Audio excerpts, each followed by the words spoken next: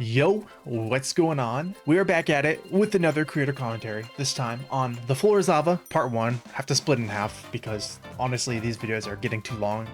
Today is a bit of a special creator commentary because it is not just me. I also have the creator of SMSO, also my brother, and before all of that, the creator of Super Mario Sunshine, The Floor is Lava. Yes, including before my brother. Time travel is weird.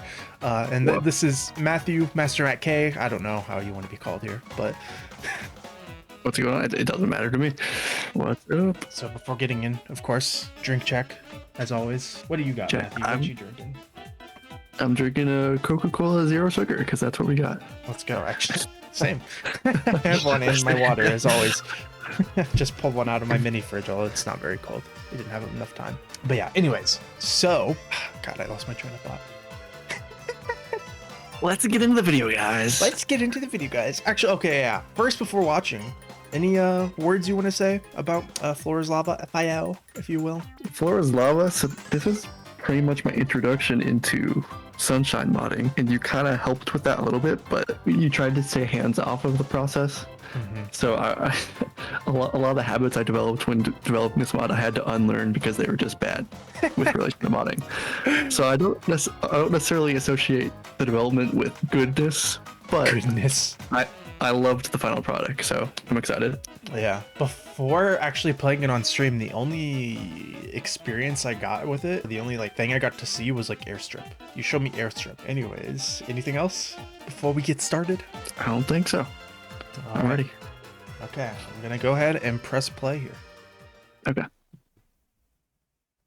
Sunshine is a difficult Mario game, not only as a 3D platformer, but there are also many occasions in the game where your path to success isn't immediately obvious. I just want to say, I didn't even realize this when we did the walkthrough before this. This makes 3, maybe 4 videos on my channel where the intro is Super Mario Sunshine is a hard game. Yeah. Interesting. Well, it is the hardest Mario game, according to a lot of people. Well, 3D Mario game. Super Mario Bros. 2 JP is probably the hardest, question mark. I wouldn't know. Neither would I, actually. But what would happen if we cranked those two things up to 1,000? What if every level in Super Mario Sunshine was not only a platforming nightmare, but on top of that, I had to actually use my brain to make my way through the game? What would happen if the floor in Super Mario Sunshine became lava? I'm gonna pause it. That clip of you doing whatever you were doing in that clip. Do you remember when we were watching your video on the TV and Dad walked in and saw that clip? No, and he I was actually very, don't. very confused. I don't remember that. I'm glad I don't. Yeah, that's a distinct memory that I have.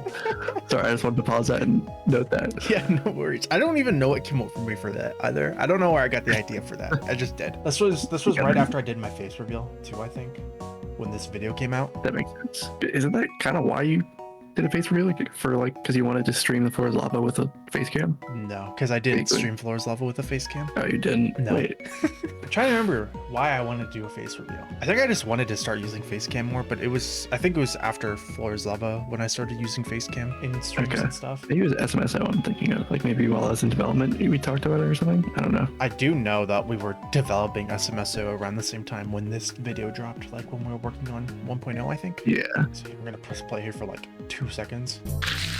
Yeah. Very short-lived intro. Yeah. So yeah. I used to open all my intros with the Angry Mech sword thing, which you've probably seen in some of the older videos or creator commentaries. But this was around where I decided to switch over to being Super Mario Sunshine only.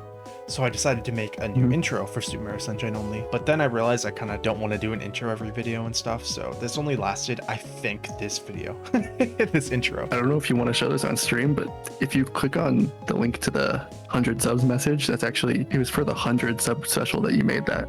Yeah, I remember that. I revealed this new intro in the 100 subscriber special along with Floor is Lava. And then I used it for one video.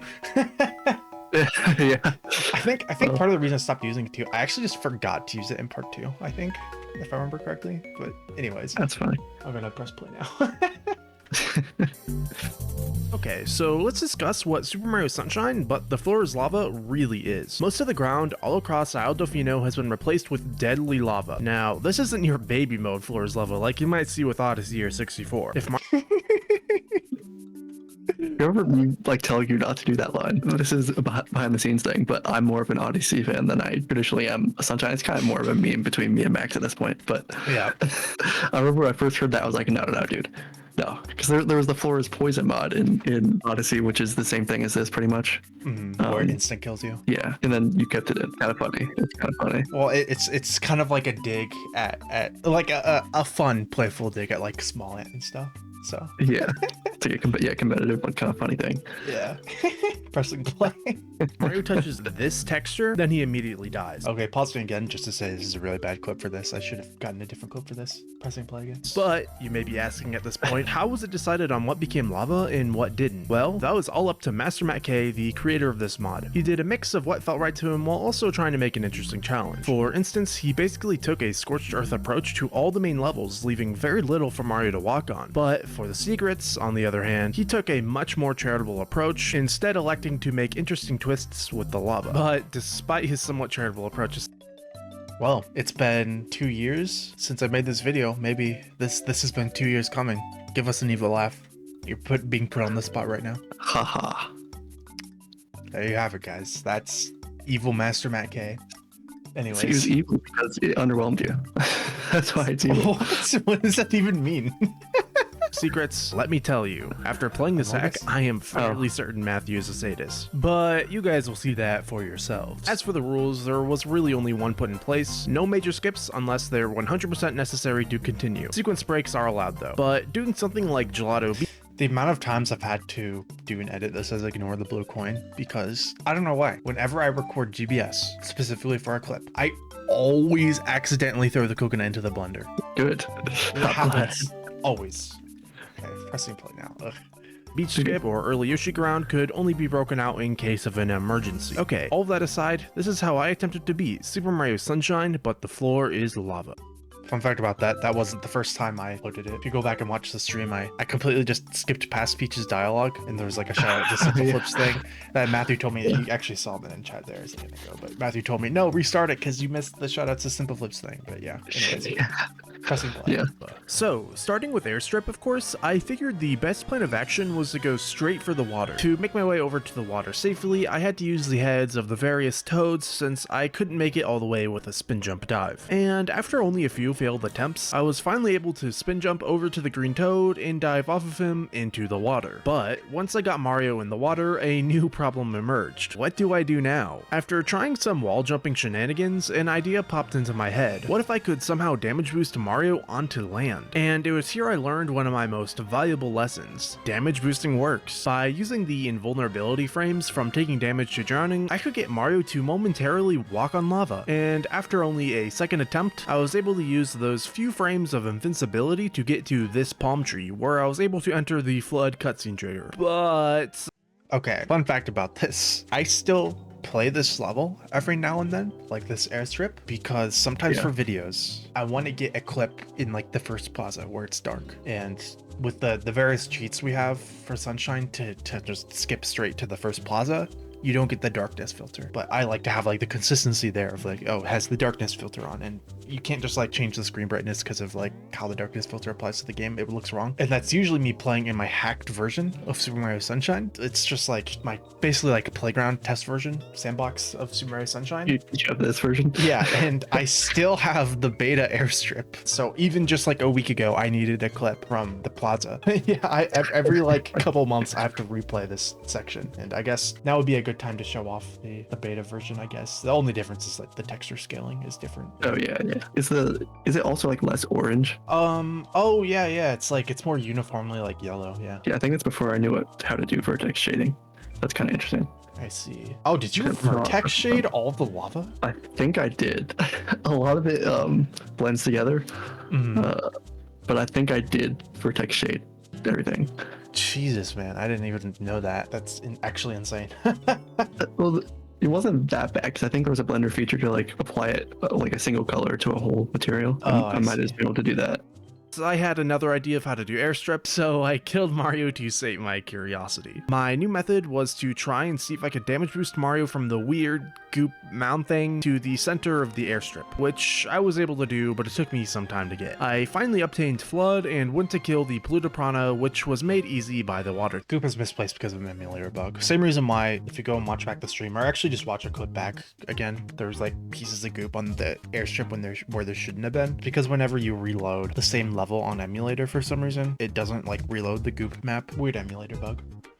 That's weird. So now it was time for the plaza. The trick here was just to stick to the rooftops, nothing special. After I killed the polluted piranha the same way I always did as a kid because I was too scared of them, it was time for our good old friend Shadow Mario. And oh man, just like the barrel's only challenge run, link in the iCard, Shadow Mario would end up being the most tedious theme of this run. And after showing you this embarrassing death, let me show you why. Every time you get a chance to spray Shadow Mario, he runs. And since there isn't any kind of auto-aim feature in Sunshine, rightfully so, I may add, it's very hard to hit him when he's on the run. So Shadow Mario fights basically just end up boiling down to chase, stop, spray, repeat. And you repeat that a lot. But wait, there's more. So not only do you have to do this tedious dance with Shadow Mario, but you also have to find a way to actually talk to him once you've downed him, which requires standing on the ground, which is obviously an issue since most of it is incredibly deadly to Mario. So my first plan was to down Shadow Mario by this lip in the ground and hope it was close enough for Mario to talk to him. It wasn't, but luckily I had a backup idea. What if there was a way for me to immediately hover after talking to him? Could it be done? Well, after a few attempts at talking to Shadow Mario, some ending in a soft lock, I finally got the dialogue to appear. And fortunately, my plan worked exactly as I expected. Or should I say, unfortunately. Here's a twist I found out while editing the footage and being a little sketched out. It just so happens that there was a missing piece of lava collision right where I decided to try this. Yeah, that's crazy that I just found the one piece of collision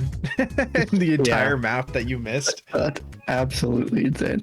Like, what were you gonna say? You go ahead. I don't even remember what I was gonna say, so you go ahead. I was gonna say, this might be a good time to mention how tedious it was to apply all the collision and all the textures separately, because I'm like almost 100% sure that there's another piece of collision somewhere that was missed and you just didn't find it. I wish I had a screenshot though. So this is a staircase. It was every single step had lava except for literally one single step, and you so happened to land on that one single step. Was it one step or one triangle of the step? I think it was one step. Okay. So 2 triangles. I think it was either this one or something like that, but it's actually crazy that you found that. I think it was the top one, maybe. Or actually, I don't remember. I don't think it actually was. Oh, I guess actually I also did find the piece of collision that didn't kill me, which was where the water sprays on the ground in the plaza as well. Do you remember that? Oh, yeah, I do remember that. Yeah, that was a different issue, I think. Yeah, it's just because, it had a different collision value that you weren't expecting. Yeah, there were like 2 overlapping collisions. Yeah, well, we'll probably at the end of the video, or maybe sooner, we'll get back to Matthew's whole process of modding all the collision in this hack, because you have a bit to speak about that, don't you?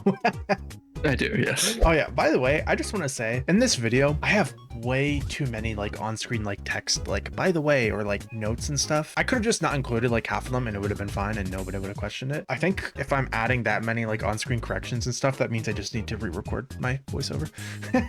Yeah, I mean, this was like your best video at the time, and then your next Floor's Lava was the next best video. I agree. So I feel like this was a necessary step in like getting better, because this, I remember this being a lot better than, was this before or after the barrels Redux video? After. Yeah, this was a lot better. Yeah, because this felt like a step up. Yeah, for sure. I would say the difference between this video and how I edit today, there's only 2 like major differences, or in quality, I guess. Well, 3 actually, I would say. One thing that's only very recent is that I started putting compressors on my voiceovers. I kind of just forgot to do this, but oh yeah, I never would put compressors on my voiceovers, even as recent as the cutscene iceberg. If you listen to that versus a voiceover in any video after that, it's completely different. To my ears, it like never sounded like objectively better, but I did get some outside perspective on that. And now I agree listening back. But one of the big things here in Floor's Lava is whenever I'd have like in motion, like literally actually what the frame I'm paused on right now, nowadays I'd always put some like whoosh sound effect. Whereas I didn't do that in this video for barely anything. The only time time I added sound effects in this video for motion graphics, I guess, was whenever I'd introduce a level,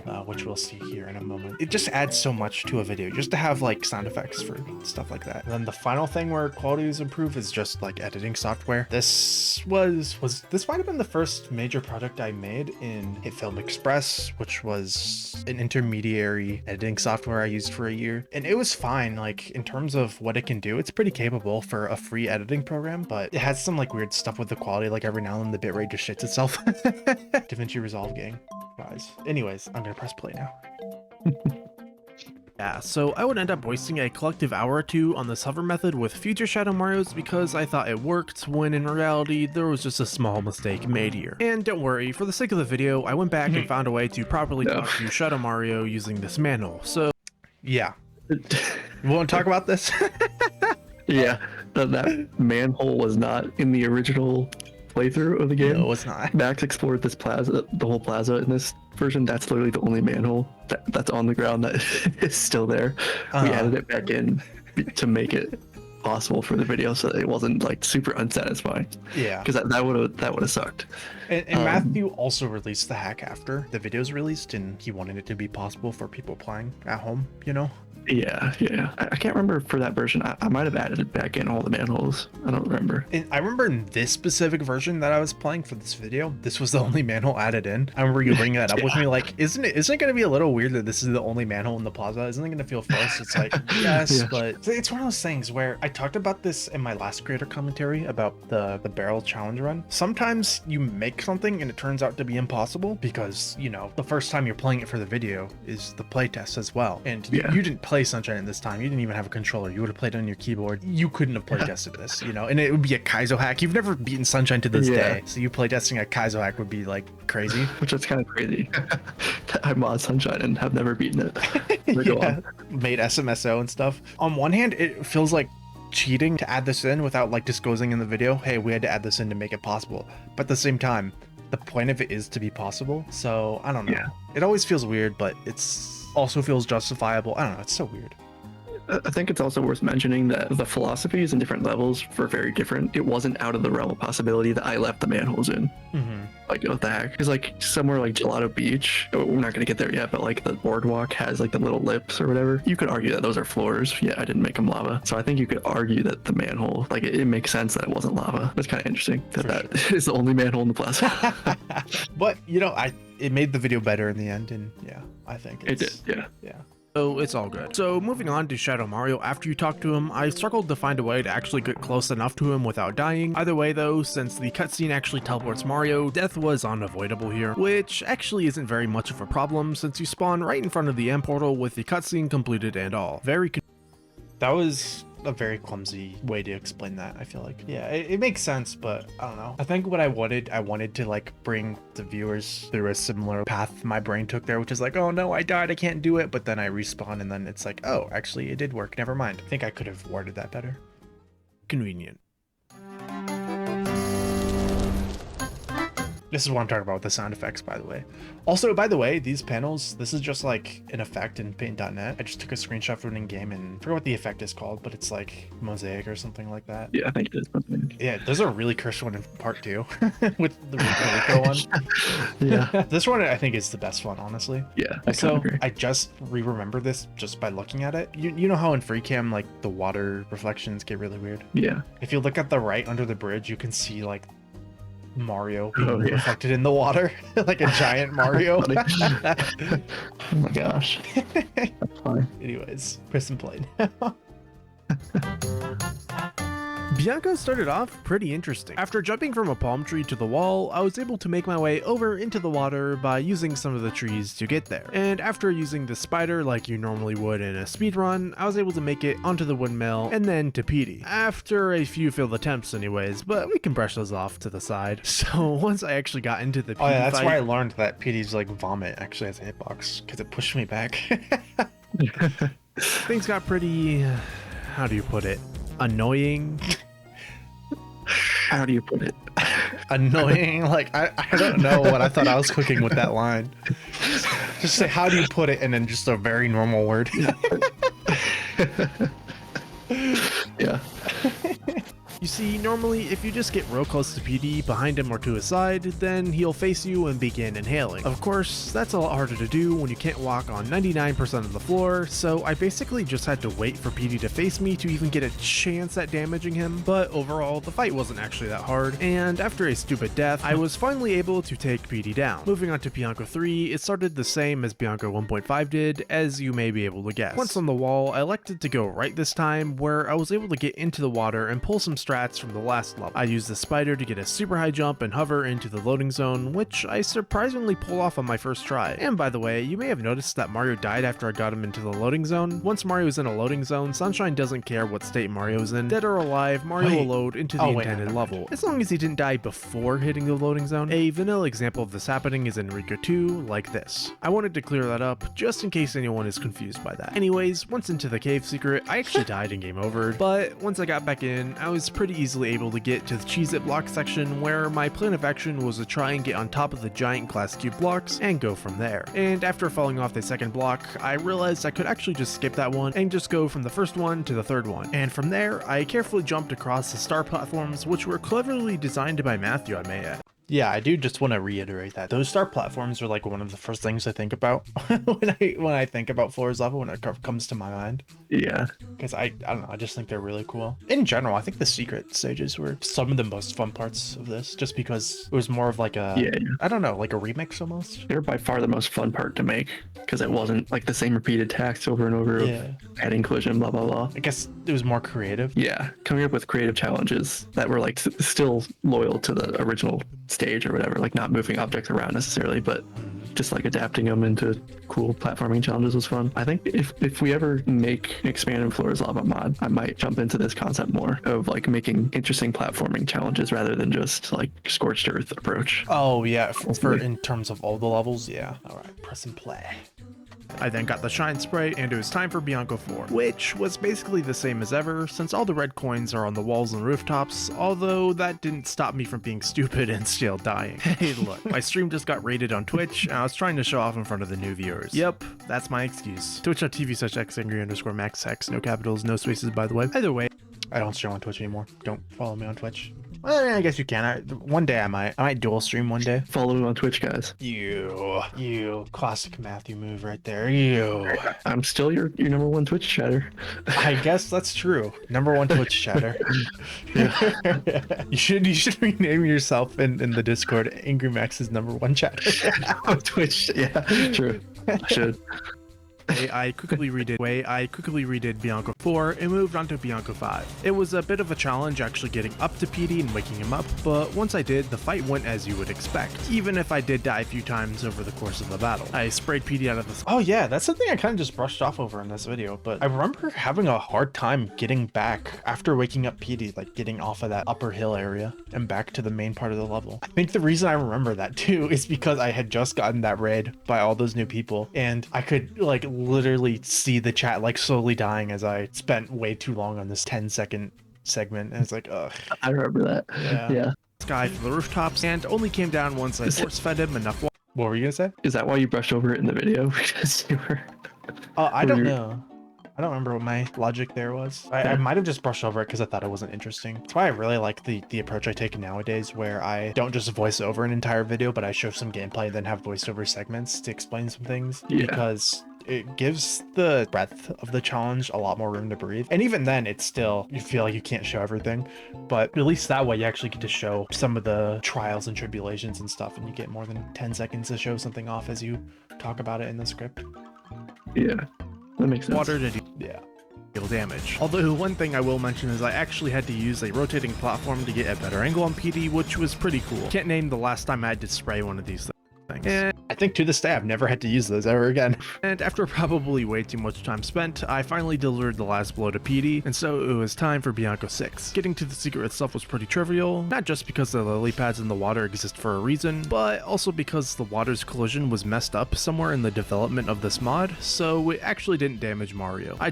Who did that? Believe it or not, in that clip, the first time I fell in the water, it didn't process to me that the collision was messed up. But like first time I fell into it, and then yeah, that's why I think in the stream I was like, wait, what? And then I walked off the lily pad and into the water, because like as I was hovering, I was like, wait, something weird happened there. I tried to not take too much advantage of it and was able to make my way to the lake secret, where I immediately died because of muscle memory. On my second attempt, I was able to make it from the tree to the flip panels, where I died again. And I would end up dying here a few times, trying to manage the cycles of the flip panels before realizing I could just get to the start platform if I was fast enough. After riding the magical Rubik's Cube, I tried making a jump onto the little right ankle thing, but failed and died instead. It is a night and day difference. Almost immediately after I finished Floor's Lava, I learned like guinea kicks and stuff, which meant my wide cam movement got so much better. The way I failed that jump is painful to watch. Like, it doesn't even look that bad, but I just want to shout at myself, you can go into Y cam before you leave the wall, idiot. You can Y cam while sliding down the wall. Ugh. Okay, anyways. Hey, why don't you do that? To redo the previous section, I made it back and was able to safely get onto the platform with a spin jump. And after I was told this section might not even be possible by the creator of the mod himself, I made it onto the yellow wall, but then died. Not what was I don't know what the payoff that after he told me it's impossible, I made it onto the yellow wall. I think it's just because they happened at the same time. Like you could have the wall in the chat message. Yeah, I guess. You could have like taken a screenshot or something, or like cut it out and zoomed in on it or something. Yeah, or like even like just remake the message. You can just. That's what I did in one of the chaos videos actually. I like because I lost the chat because it had been so long since the video, so I literally just recreated the message. If anyone doesn't know, Matthew has also edited the 2 chaos videos on the channel and the curse stream video. So multi-talented man. to prove Matthew right, I made my way back to the right angle. Let me pause real quick. Maybe we should do a deep dive at some point on just all 3 of those combined. True. Yeah. All right, go ahead. Angle platform thing and jumped off of the moving red arrow things and made it onto the second magical Rubik's Cube. Now, this next and final section of the level was a bit of a nightmare. It was like the first section, but on crack. I kind of brushed over this earlier, but what makes these flip panel sections so hard is that there are periods where both the red and blue panels are flipped so that the lava is on top. And additionally, I had to find a way to get onto the palm tree if I even wanted a chance of getting to the shine, since it's so far away. But because I'm me, I refused to give up, so finally, after many... Yeah, that's me, dude. I refuse to give up. That's me. This guy's a badass. I'm like John Cena, you know? Yeah, it's like kind of you.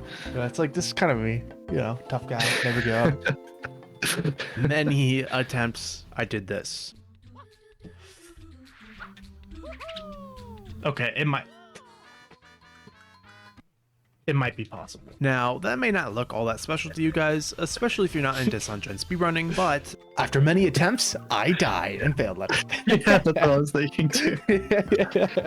in that failure, I understand what the concept there was, but it felt a little out of place in the video. Like to have that gameplay section, like, cause I think you were trying to build up like the trials and tribulations part of this because it took you so long or whatever. Yeah. I feel like with the rest of the video, you kind of cut that part out, like we were talking about. So it kind of stuck out a little bit here. Yeah. That's probably why it felt a little bizarre.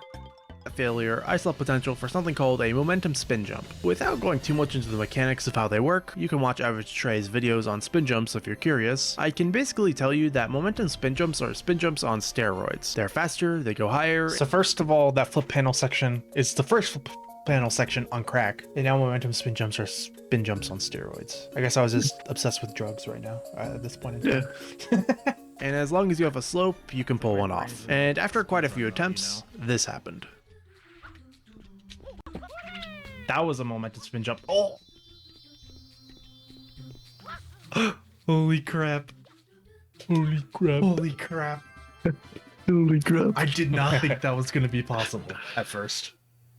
That's actually so hype. Since this is obviously edited down, I just want to let you know that this level took me half an hour to complete. That might not sound that bad until you realize I was using save states throughout most of the secret. But what's worse was that Shadow Mario took me even longer than that. Over the period of 40 minutes, I tried many different strats. Jesus, this took me 40 minutes? Yeah, I remember this, yeah. Jeez. Whenever I remember Shadow Mario's from challenge runs, I remember Gelato from this challenge run, Pianta from this challenge run, and then Bianco Shadow Mario from the Barrels challenge run. And that's like the only Shadow Marios I really remember. I guess remember the Plaza from this one too. It's on Shadow Mario before I found one that worked. I'm gonna skip right to how I succeeded against him, since everything before that was honestly really quite boring. Basically, I was able to down Shadow Mario by dealing a ton of damage to him while he's on this rooftop, and since there's no lava up there, I could easily talk to him without risking death. Once I collected my shine, Bianco was a wrap, and it was time for the next world. By the way, I didn't go into this, but Shadow Mario will only ever go on top of that rooftop once. I'm not actually 100% sure on that, but because he has like his like starting path, but he never goes back towards where he starts from. So I think this is a one-way thing. I think that's true. Okay. I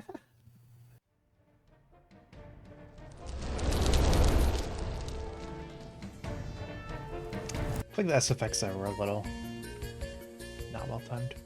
Sticking to the 80% route, I decided my next destination was Gelato Beach. But first, I decided I may as well unlock Rico, since doing it later would create headaches later down the road. It was not noteworthy minus the fact that Mario had to die for the sake of progress, and it was the same story, different circumstances for unlocking Gelato. As for Gelato itself, well, it was quite literally a fiery hellscape. My only real option was to go for the water and somehow find a way out of the water and onto the non-deadly parts of the land. I slowly made my way over towards the GPS hut and climbed on top. I honestly wasn't really sure what I could do from that point. I was just kind of going with the flow, doing what I could. From the GPS hut, I made my way towards the boardwalk, but died because the water here was too shallow. And get this, Master Matt K made an interesting design choice with Gelato Beach that he also meant to do with Bianco Hills. You can see for yourself. Oh, no. Fuck you, Matthew. Yeah, so yeah, that's like I can probably count on one hand the amount of times I've dropped an F-bomb in a full like video. Stream's different story, but yeah, I know I ended up adding blocks everywhere, but it wasn't as much of a design choice as it was laziness. And then I thought about the fact that, oh wait, this is gonna make Max really mad. Let me just leave it how it is. That was literally my thought process. Awesome. Yeah. Yeah, it's so funny. I didn't even put two and two together until it happened. Yeah. Oh my gosh. oh, a death. Yeah, this happens when I win at the level too, by the way, when I get the shot.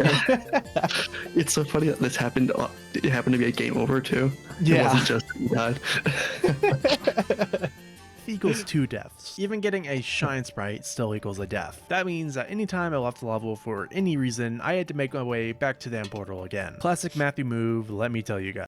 Classic Matthew move, let me tell you guys. Moving on from that, I had to redo the 2 polluted piranhas because I game overed and didn't save. I made my way back into Gelato, and this time I just went straight for the boardwalk. I was able to make my way down the boardwalk towards the beach, and with a spin jump.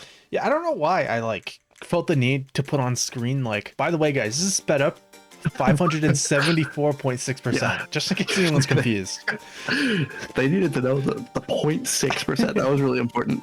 I don't think I even needed to put this on screen, like At all, yeah. yeah, it's clearly sped up. Sped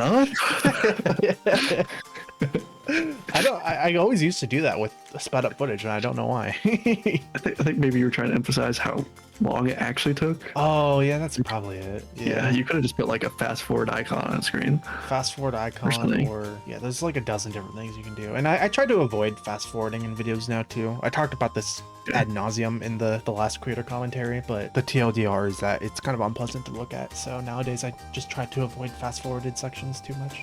Yeah, like you can alternatively just like, oops. you can alternatively just do like stylized compilations, kind of, if you know what I mean, to kind of show that time's passing or whatever. Yeah, exactly. Yeah, there's like a dozen different things, like, and I'm glad I stopped doing fast forwarded footage too, because I've done like a dozen different creative things. Like sometimes I'll do a music video section, Or like the SpongeBob transition. oh yeah, or like, yeah, the SpongeBob transition. I love that one. I always love doing the a million years later. Like I always love doing that. Even like the most simple way is just like put a cross dissolve on screen, which is, or crossfade, I guess, just like slowly crossfade through time. Definitely an aspect I've improved at since then. However, I was able to make it to the beach sailboat. From there, I sprayed the Doom Bud that opens up the sandcastle, and then wasn't sure what to do from there. I tried making my way into the water, then into the loading zone, but not only did that seem to be too slow as you're on a timer with the sandcastle, but I also just died anyway since Mario touched the lava when landing in the water. I tried again, this time with some accidentally sick Cataquack strats to get into the water faster, but even then, I couldn't get enough distance out of the water to make it to the loading zone. And after a few more attempts, this. With some slightly altered strats, I tried something pretty interesting. What if I jumped off the cataquax instead of going into the water? My first attempt at this method failed miserably, but my second attempt had some real promise behind it. If I could get a bit lucky with how the cataquax align themselves, I just might be able to pull off this strat. Too bad for me though, because no matter how much I tried, the closest cataquac to the castle never was quite close enough for Mario to bounce off of. Man, my voice is cracked. I don't know why I wasn't diving into the cataquax, because I could have probably gotten more distance if that worked. If it was an option for me, I definitely should have been diving into the cataquax, because you carry the momentum into your jump. So, I took some time to deliberate and mull over my options. A lot of time. I tried a variety of different strats, like seeing if a momentum spin jump off the smear would get Mario any meaningful amount of distance. It didn't. I tried the cataquac bouncing strat from multiple different spots before I got a pretty promising attempt from the other sailboat. And after many attempts, some closer than others, I finally managed to pull it off. Oh yeah, by the way, that section showing like 9 different attempts at once, that was a fast forwarded section before too. Yeah, that's like a good alternative. Yeah.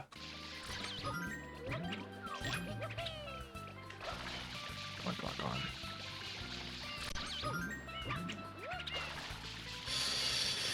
Yes! Oh my god. Oh. Holy crap. Finally made it. Oh. Yeah. That clip lasted a little long. Yeah, it did. I think I felt awkward cutting in between the yeahs or whatever. Another thing with that too, I wish I popped off like that more often. Yeah. Dude, like I'm editing Kaizo Highlights Part 2, and the most frustrating thing about it is, so the polluted piranha that blocks Rico, it took me 3 days to kill it, but because I wasn't expecting it to die when it did, I just didn't react at all. I was like, oh, it's dead, awesome. And it's like, dude, and the whole point of that video, like I'm naming the video after the Kaizo polluted piranha, that's what I'm calling it. It's like so frustrating, dude. Ugh. Let's go. So if my reaction or the countless deaths I showed you didn't tell you, that took me a long time to get. I honestly wasn't even sure if it was possible until I made it. So when I finally did make it, I popped off. And then, after a few mistakes, I was pretty easily able to beat the sandcastle secret. Using the same starting route as before, I was able to make it to the mirrors for Gelato's second shine. The first and second mirror weren't all that bad, but let me tell you, the third mirror easily made getting to the sandcastle secret look... Am I clipping? A little bit, yeah. Yeah. I've only just now realized that. Why, dude, whatever. Like a secret look like a piece of cake. Why that's the case may not look obvious to you, so let me get into why. Definitely should have said, let me show you why, but whatever. Oh, never mind.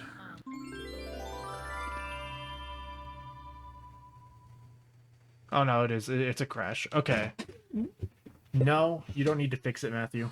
Oh, what? Oh, it just played the cutscene again. Okay, that's weird. Well, it kind of did. That's like cutscene buffers thing. Now, Mario being teleported after the third mirror may look unavoidable to you at first, but I had an extra trick up my sleeve, and no, it wasn't skipping the level using GPS.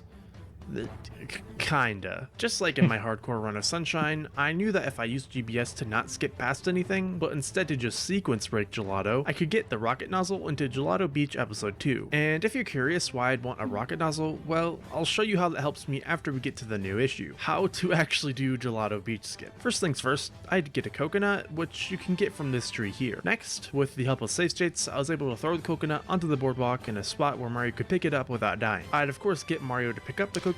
With help with save states, by the way, that's wild to me, because now I can probably first 3 tries get a throw probably even better than that. To me, it was unfathomable that I could throw the coconut close enough to be able to pick it up without using save states when it's kind of easy.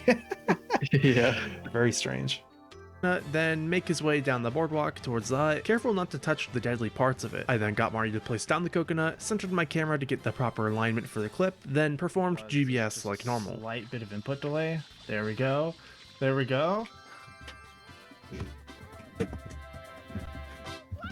Dude, so much noise of me moving around coming through the mic and stuff. It's so annoying. Okay. That was From your there, old I chair. entered up. Yeah, old chair. Even this chair is still noisy, but I think I just have like noise suppression on my mic now and stuff. Oh, also that's when I was using your mic stand. Oh yeah. Yeah, so Yeah. it was on wood floor. I didn't have a carpet in my room at that time. The mic stand, it was a metal mic stand touching directly to a wood floor. Any movement I would make would reverberate through the floor into the mic, and it would just be really loud. So, Go back to that setup. no. Episode Just 5 for old time's sake. is Just for where I old could get time's the sake. rocket nozzle unlocked for Gelato. And from here, I hit my next roadblock. How to actually obtain the rocket nozzle. You see, to actually get it unlocked for every episode within Gelato Beach, I had to find a way to get the save prompt to pop up. That's normally not something you have to think about, but when Mario instantly dies after collecting the nozzle, you just don't get the chance to save. That's where, once again, damage boosting came in. If I could find a way to make Mario take damage, probably from falling, then the few frames of invulnerability will give the game just enough time to pop up the save prompt before killing Mario off. Now, it took me a few tries, but I was able to use this mirror to get enough height to successfully take fall damage and get the rocket nozzle save prompt to show up. And by the way, if you're wondering how it's even possible to take fall damage on the lava, so am I. I'm not really sure how it works, but there seems to be some sort of coin flip on whether Mario will take damage or just die. So I may have just unlocked the rocket nozzle for use in Gelato 2, but I wasn't quite out of the water yet. I now had to find a way to obtain the rocket nozzle without dying within Gelato 2. It took me some tries, but to get the nozzle, my strat. Yeah, for the record here, the nozzle box is in a slightly different position in Gelato 2. The previous one I still would die grabbing, but yeah. So I just want to say, because this is a fairly good clip, you're about to like hover onto that cliff edge right there. Do you remember that like for the first few episodes of Gelato, you didn't even know that you could be on the cliff? Yeah, this is where I discovered you could walk on the cliff. I never assumed you could, because usually it's just like an invisible wall that extends up into forever, or it's a slope that you can't walk on. But yeah, it's just a walkable collision. Yeah, that's what made navigating so much easier in those first few stages, but you did the hard way. Yeah, I probably should have touched on that in the video, actually, now I'm thinking about it, because that would have been a good kind of comedy section. Strategy was to jump off of the nozzle box up onto the cliff right next to it. Oh yeah, you see me here because I assumed it was a slope that you just slide off of. I'm ledge grabbing against it. That's hilarious. I'd then use the cliff to get back to the fruit hut. From here, I would try to use the cliff. Yeah, and here, I think I still had assumed that's a slope, so I have to immediately jump off of it so I don't slide. Yeah, it's so funny. Once again, use the cliff once again to get enough height to take fall damage when falling on the rocket nozzle, which would hopefully give me just enough time to make it to the water. And after a surprisingly small amount of attempts, I managed to do this. There we go. We got it. We got it. We got it. We got it. Very cool movement. I like how that looks. It's cool. From here, I got onto the swing and used a glitch called Rocket Storage to make my way over towards the mirrors. Okay, so remember how earlier I said that Gelato 2 made getting the sandcastle secret look easy? Well, I said that not counting the whole rocket nozzle saga before that point. You see, over the course of 15 minutes, I had to try and try again this one little trick to survive the cutscene for the third mirror. Now, 15 minutes may not sound like a lot to you, but similarly to Bianco 6, consider the fact that these 15 minutes I kept retrying the same 10 seconds of gameplay using save states. 15 minutes suddenly has a lot more gravity to it, huh? So anyone who has probably practiced speedruns or anything like that probably gets this, but whenever you have to practice the same like difficult but very short section, your brain just goes to mush. Like it's insane. Like just doing the same 10-second thing over and over again. Practicing fetch entry is one of those things for me. It's like just my brain just starts melting after 5 minutes of trying to practice it. Yeah. I think you kind of had a hard time describing it in the video too, I feel like. Yeah, I remember like when making the video, this was like the section that you tried to change around the most because it was kind of hard to explain and like pace it well. Yeah. I think it's just better than it was, but it's still like the pacing's a little weird. Yeah, definitely. Well, yeah, because it's like Gelato 2 is just such a complicated thing because first you have to sequence break, and that's its own whole fiasco. Now we circle back to Gelato 2, then you have to do this like same like 10-second clip to get over on it. Yeah. It's just a whole thing. I think it could have benefited from like a graphic. You had a video where you had a graphic that showed like Mario's route. It might have been the next Floor Lava video actually. I think so. You could have probably used that to like kind of map it out beforehand, and then it probably would have been smoother. Like you wouldn't have had to explain as much probably at the time. And a couple seconds here, you can tell that I just didn't know how to show this at all because I like gave up with trying to show don't tell and then just like text on screen that tells you what's going on. Yeah. So that I needed to reset the same 10 seconds of gameplay for 15 minutes, you might be asking. Well, to explain, first I'm going to show you guys a trick often slowed down footage right here because I was too lazy to record this. It was too short for the segment of the video I wanted. That's actually fun. used in Sunshine. That happens. You see, that used to happen pretty much once every video, but then I stopped doing that. I started not being lazy. I'm surprised you didn't put 50% speed on screen or something. Yeah, right.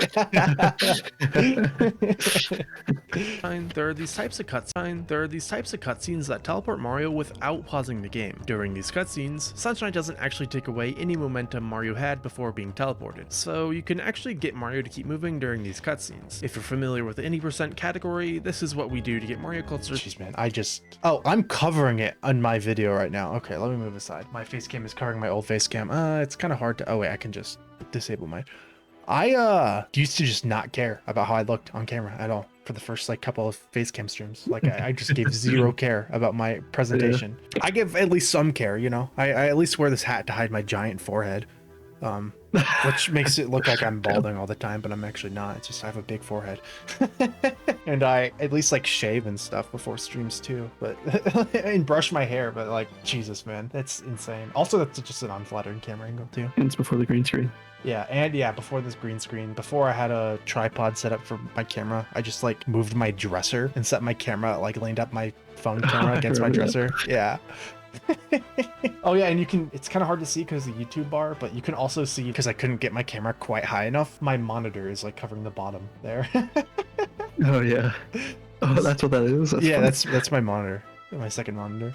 It just looks like the camera goes to someone peeking up around the monitor. Someone like stalking me as I'm playing Super Mario Sunshine.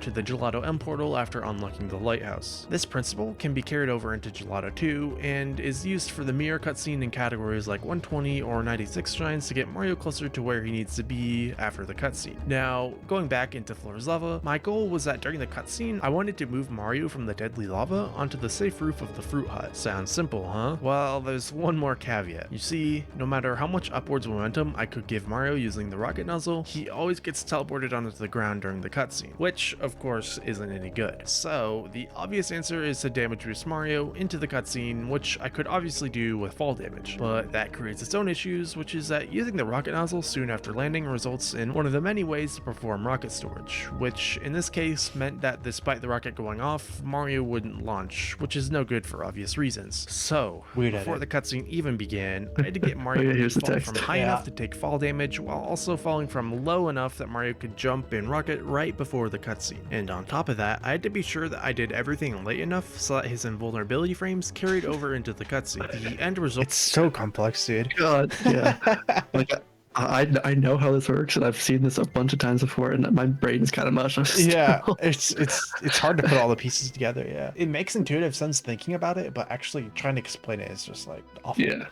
So hopefully would be Mario landing on top of the fruit hut if I did everything correctly. Oh yeah, also keep in mind what I told you earlier, that it's complete chance if Mario would take fall damage when falling onto lava, since there's a pretty good chance it'll just kill him straight away. So after many tries, I finally got this to happen.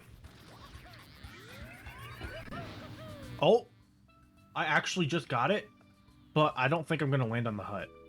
Where? I'm on the hut! I'm on the hut! Dude, why don't I pop off like this like I used to? I'm on the hut. I'm on the hut. Oh yeah, when we're watching this before actually recording the video, you said that should be an emote. Like, I'm on the hut. Maybe I'll do. I always struggle to think of emotes to make, so honestly. But I think, okay, this one actually, the pop off is super warranted, I guess, because I'm about to go into this in the video, but it's just a very satisfying thing to think of a theoretical way to skirt a problem that's like super in the theory of it and then like actually get it to work. Yeah, we didn't think this was solvable, really. You fixed it before I even finished it here. Like you had a fixed version. Yeah. Woohoo!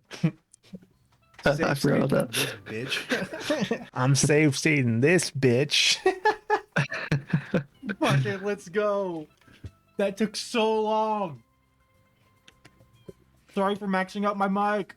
Yeah, I was pretty excited. Not just at the prospect of finally getting the trick after so many tries, but having something so technical make its way from my brain into gameplay is quite an elating feeling. From there, I cleared the other 2 mirrors and once again used rocket storage to this time get the shine sprite. Man, I had to work for that shine. As for Wiggler, the fight... Okay, wait, let me look back at the video. Let's see, when did this level start? Okay, somewhere around like 14 minutes. So that took 6 edited minutes. Yeah. That's crazy. It wasn't all that bad. Similar to PD2, I stayed up. Oh, what were you saying? I was just saying that is crazy. Oh, yeah. Until it was time to deal damage, nothing really special. Although I did have to get a little creative with the final Dune Bud, both for how to activate it and I used it to get to the Shine Sprite. Sandbird was basically vanilla, and for Piantissimo, I had to get the rocket nozzle if I wanted a chance. It was a bit of a challenge actually getting close enough to Piantissimo with the rocket nozzle, but once I did, I just got to the hut and used rocket storage to skip straight to the flag, which left the race surprisingly close. Red coins in the coral reef was the same as it ever was, and so it was time for Shadow Mario. So look, I spent an abhorrent amount of time here, and as I mentioned earlier with the Plaza Shadow Mario, it's because I thought hovering out of his dialogue was a legitimate way to win. So I spent a lot of time on a strat that I thought I was just getting unlucky with. But as it turns out, instead of being unlucky, I actually got quite lucky. And this is because I like that. I don't think I've necessarily realized that when writing this, but it's almost like a mirror of the first Shadow Mario, where I said I got actually quite lucky with this strat, but actually it turns out I was actually unlucky. Actually say that a couple more times. And now it's mirrored here. That is cool. That is a cool touch. I don't think that was intentional, but it's a really cool like touch that I'm gonna pretend is intentional now. And I'm really smart. I'm really good at writing scripts. So, yeah. 5 minutes into this level, he has it's kind of like the Spielberg of Sunshine. Yeah, that's me, Spielberg of Sunshine.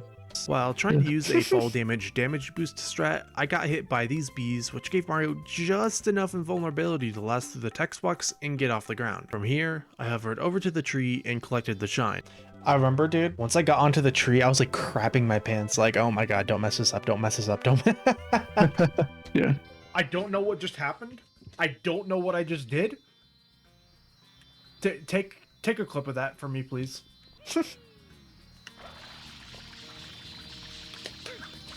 Dude, why every other clip where I show a spin jump, am I just spin jumping in like the exact like opposite direction I want to be going? Apparently I was just really bad at spin jumps. I no idea what I just did right there. But it worked. And I ain't complaining. Oh, sorry. Oh. What was that? My foot just hit my bag of recycle and knocked on it down. Noise suppression or whatever made that sound really bizarre. About that at all. I ain't complaining about that at all. Better not. Moving on to Pianta, I made a bit of a mistake. I somehow lost the footage for Pianta 1 and also Pianta 2, so everything you see for Pianta 1 is re-recorded off stream. Yeah, this is one of those bitrate things. Look at how awful this looks. This is because of Hey Film Express. I don't know why. It just, sometimes it does this. Yeah, that's rough. It's one of the main reasons I switched to DaVinci Resolve. Unfortunately, since I don't have the original footage, I can't really get this across to you guys, but Pianta 1 took upwards of an hour, probably upwards of 2 hours. Obviously, the intended way to do this level is impossible since Mario can't grab the tails of the chain chomplets without touching lava. So instead, I had to find a way to lure the chomplets into the water, which is certainly much easier said than done. Even without lava, it's pretty hard to just lure them into the water. I, however, found 2 main ways to lure them into the water. Either A, you get them in through this gap in the boxes, lure it to the left like this, then you can make them chase Mario into the water if you're in the right spot. This is really precise, by the way. It doesn't look precise, but it is.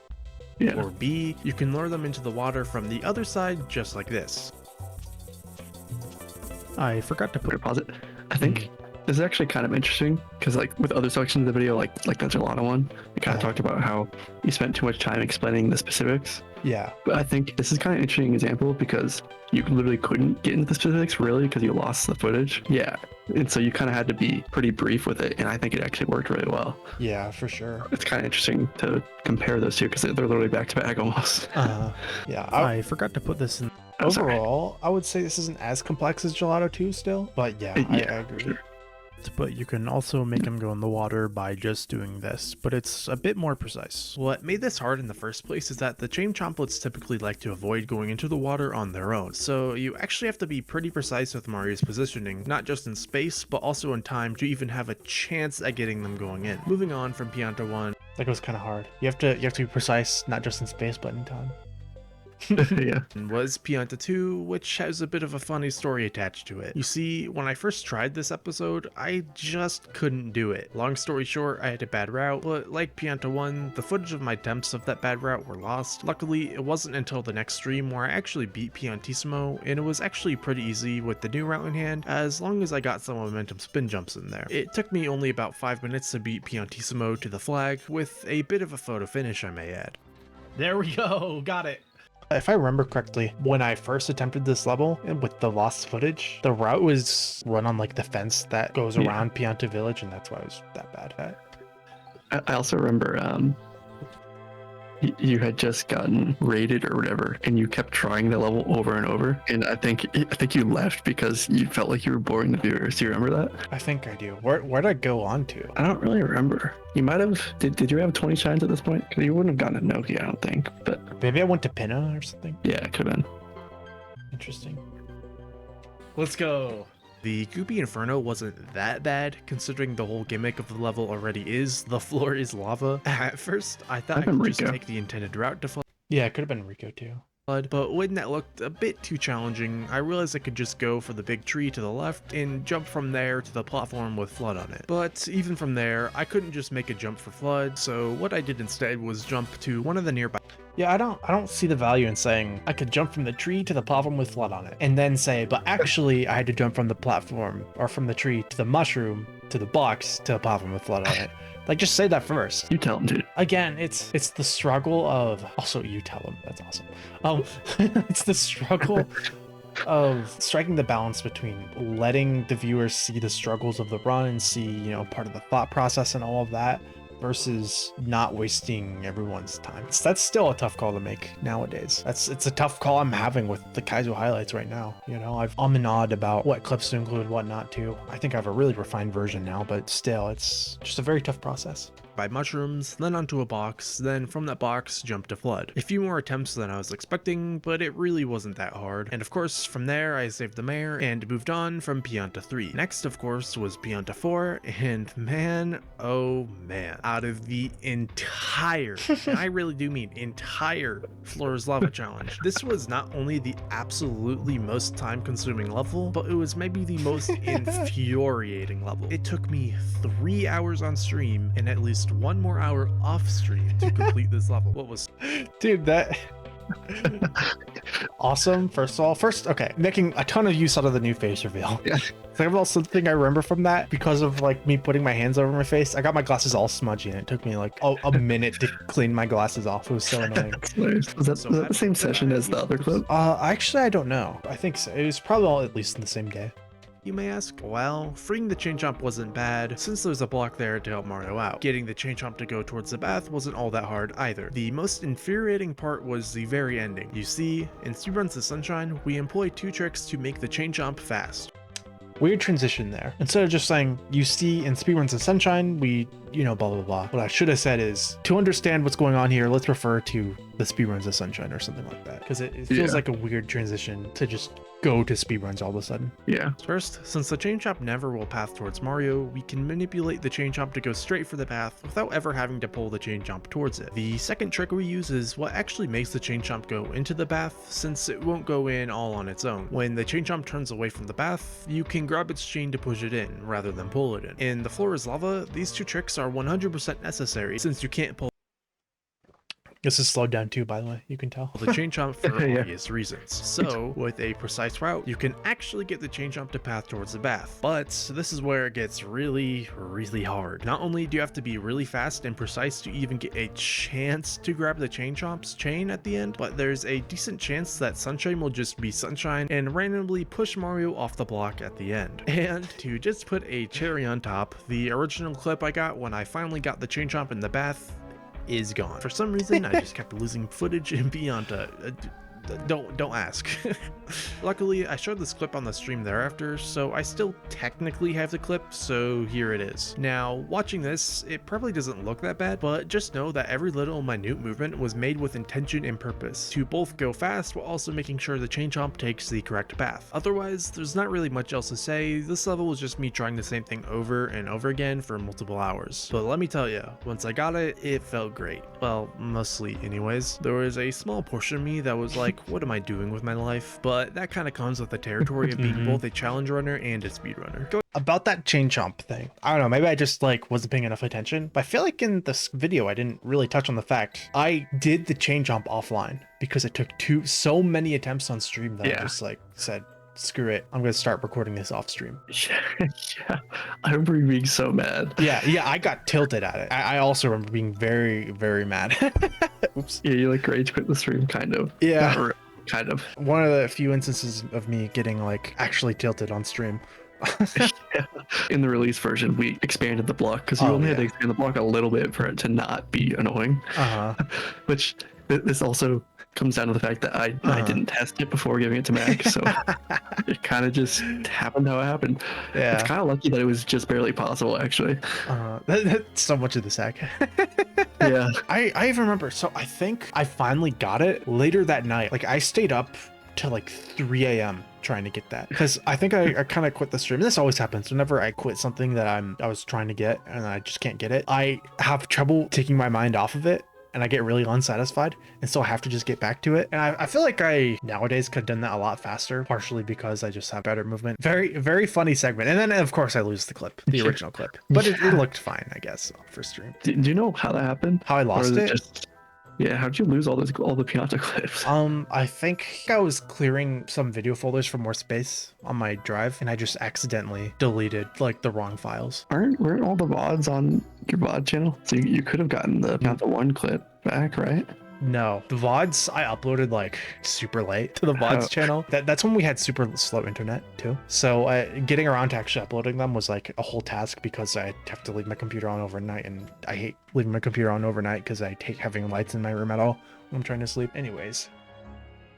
Going into Pianta 5, it was easy. Since Yoshi skip is a thing, and it doesn't skip any shine sprites, making it into the truck show secret was only a step away from being vanilla. As for the secret itself, like most secrets, it wasn't all that bad. Some challenging jumps here and there, but I mostly breezed through it.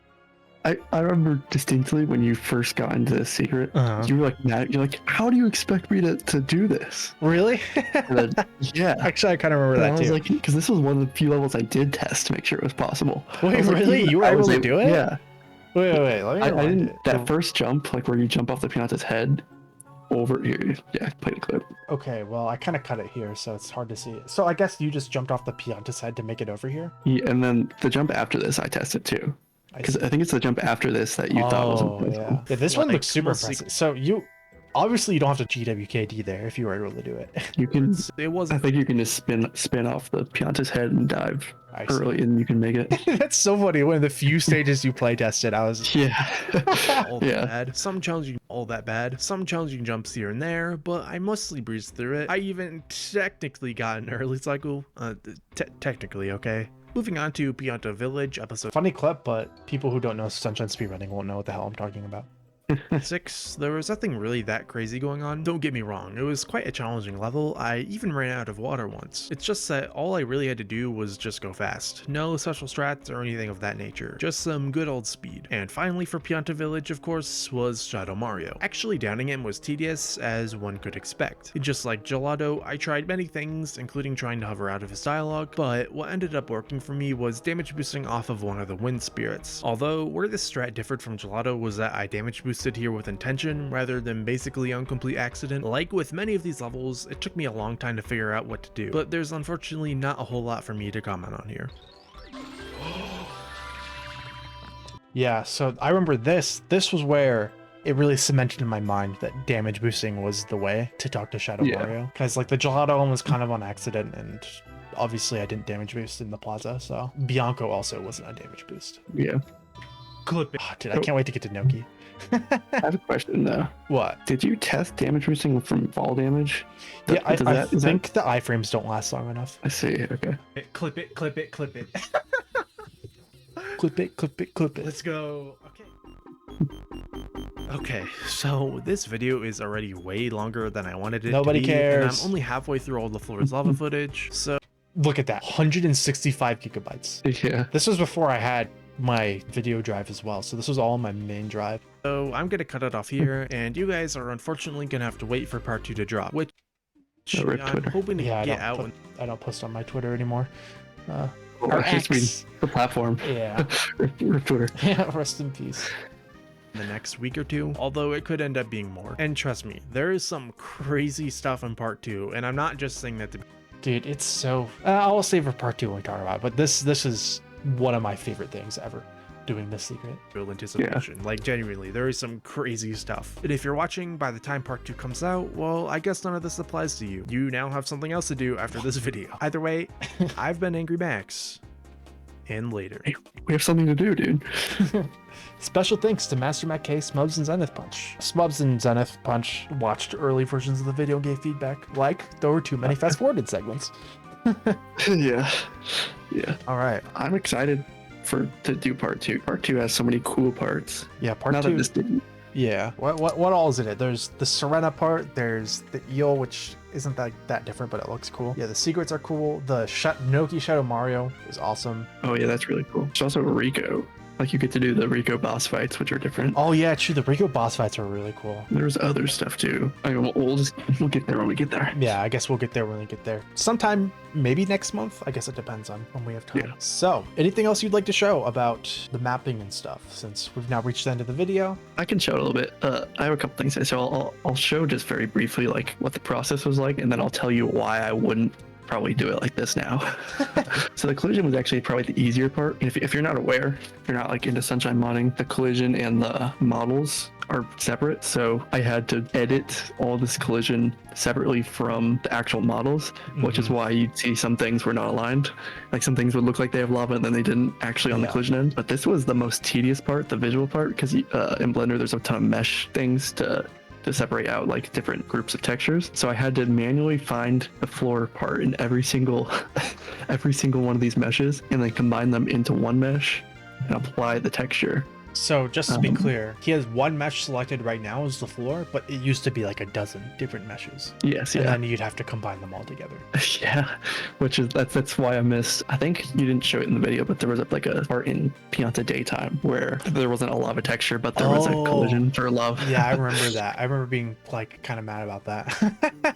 Yeah, and this illuminates kind of why, because I had to do these separately and I didn't do them at the same time a lot of the times because this process got very tedious, so I would take breaks. So sometimes the collision and the visual parts would be completely desync. What I would probably do now is... Oh, also, by the way, sorry to interrupt you. PCKs as well. That part was annoying. I don't think you have anything to show for that right now. You mean the BTK? Yeah. BTK, yeah. You had to get the lava to animate. You had to edit BTK files. It was a little bit complicated. We have some messages about it. I don't know if I have any links to it, but essentially the lava's animation lasted longer than a lot of animations. And so if I tried to get the lava to animate in levels where there wasn't normally lava, it would like either scroll too fast or it would cut off. And so I had to do some trials and tribulations to get the lava to actually scroll at the right speed. Like adjust the value, compile it, load it into the game, look at it, readjust the value. Yeah, that's awful. It was really bad in levels that already had a BTK, right? Like Rico or this level. If I was to make this mod now, I definitely would not do this, I don't think.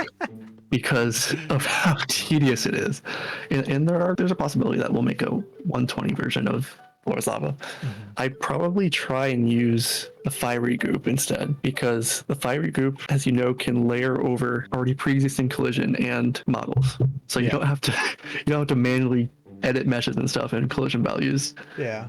I just try to mod it a little bit to make it so it you die instantly for one, and you also can't like clean it up necessarily. Yeah. I don't know. We'd have to test that. I think it would be a lot easier to do that than it would be to do this. It would definitely be different. I feel like that method, it's a lot easier, but you don't get to customize it as much. I haven't tried it. Maybe there's limitations, but Yeah. That's at least where I would start, which I wasn't comfortable with that back then because I didn't know anything about like actually modding the code itself. This was your introduction to modding Sunshine, right? Yeah. It's funny to me. When we started SMSO, which was just right on the heels of Floor is Lava, I remember I taught Matthew like coding basics and hexadecimal. Like, Yeah, I remember that. Yeah. I remember also around that time I did the Minecraft in Sunshine video, and Matthew had to teach me stuff about Blender for that. I did. Yeah. Yeah. And I feel like we've now reversed positions where you're like the expert on like coding and Sunshine stuff. Like, you know way more than I do, and you understand like how the game works way better than I do. And whereas I know all these like tricks in Blender and stuff. I'm not like an expert at Blender necessarily, but yeah, we're just like we've reversed positions. It's so weird. Yeah. I do not like working with Blender much anymore at all. Oh, it's a very complicated program. Yeah, it can be tedious to get it to work with Sunshine correctly too. Yeah. Just one more thing I kind of want to show, just because it's kind of interesting. Mm-hmm. So if you notice in like secret stages, the objects, they obviously didn't animate because the objects in secret stages are separate from the actual map object. So you couldn't really combine the lava on each of them and like animate them or whatever. So I would like manually edit the objects themselves, which is kind of cool to just see what they look like. Yeah. A lot of their textures, I feel like I could have scaled them a little bit better. They look a little bit weird. But, I never even noticed that, honestly. The place where you notice it the most is in Pianta, like on the bridge. You see the texture just repeating. It looks a little bit weird, but there's a lot of cool objects in here. And one of my personal favorites, I probably won't show this off now because it's irrelevant for next floor's lava, but some of the objects like the bricks and the blocks, I made one side lava and the other side not, and then I just flipped them to like make interesting platforming challenges. I think I actually did that in the first Bianco secret too. Oh, the wood blocks at the very beginning. Yeah. Yeah. Yeah. So that was the approach I used with those pretty much. Very cool. So yeah. And I know this isn't very relevant, but this was my version of the original Floor's Lava thing. Matthew made the original thumbnail. You said you have a reference to the original? Yeah, I have the original, like the Noki one. I'm looking at it now on my screen. Yeah. Very like obviously kind of Small Ant inspired thumbnail, I would say. Yeah. I correctly was looking at a Small Ant thumbnail when I did that actually. Yeah, I felt so bad when I eventually moved away from using the hovering Mario because I know it took you a lot of effort to crop it and stuff. Yeah, but I feel like you've used it for something else, haven't you? I don't know. Maybe at some point, I don't know. But yeah.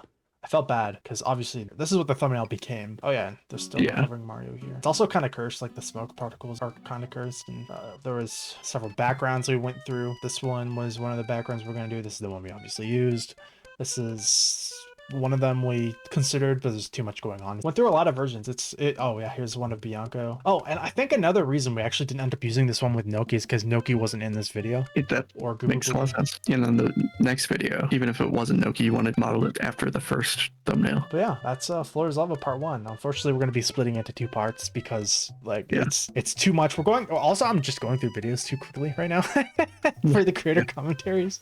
So it also makes sense because there was a pretty big gap in time between the first and second video, I feel like. Right? Yeah, there was. Like a couple of months. I think your editing got like a lot better in between them. Oh yeah, it was like an entire month, basically, like a month and a half almost. Yeah, I feel like the jump in quality between them was like big, even though I guess they're only a month and a half apart. But yeah, other than that, I don't know if there's a lot more to talk about. Any closing thoughts about Floor is Lava? At least Part 1? I don't think so.